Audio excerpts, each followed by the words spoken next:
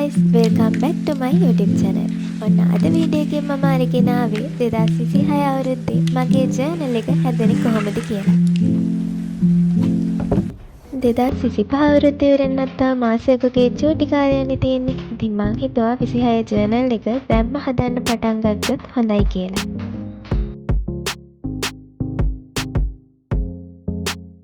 මගේ ජර්නල් එක හදන්න අද මම ගත්තේ මේ වගේ CR පොතක්.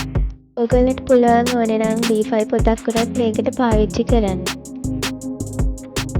මේ වෙනකොට මම මේක ටිකක් හදලා තියෙන්නේ. මම ඒවා අන්තිමේට ඔයගොල්ලන්ට පෙන්නන්නම්.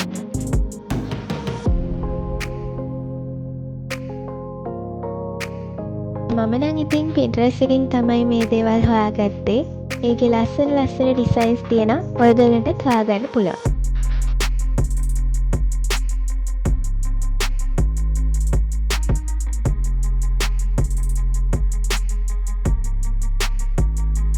හරි එහෙනම් දැන් අපි බලමු ජර්නල් එක හදන්න මොනවද ඕන වෙන්නේ කියලා.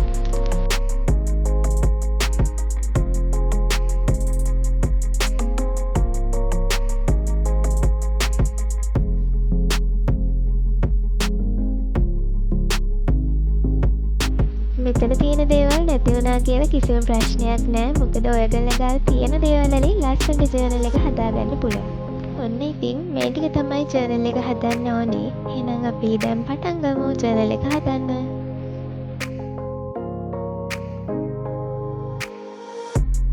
මම මේ හදන හැම එකක්ම අන්තිමට ඔයගොල්ලන්ට පැහැදිලිව පෙන්නන්නම්.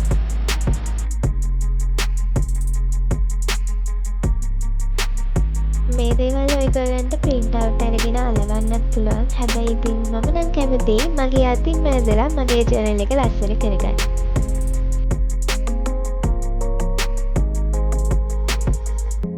මාත් ජර්නලින් කරන්න ඉස්සරවම පටන් ගත්තේ 2025 අවුරුද්දේ. ඉතින් ඒ අවුරුද්දේ ඉඳන් අද වෙනකම් මගේ ජීවිතේ ලොකු වෙනසක් වෙලා තියෙනවා මේ ජර්නලින් නිසා.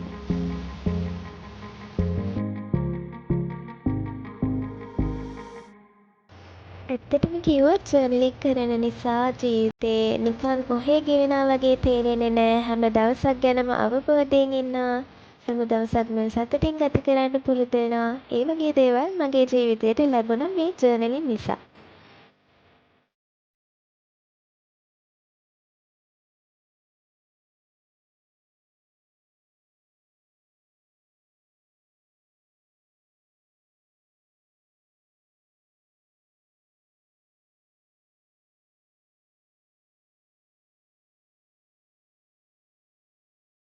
ඔන්න මගේ ජර්නල් එකට අලුතෙන් එකතු වෙන පේජ් එක තමයි මේ තියෙන්නේ.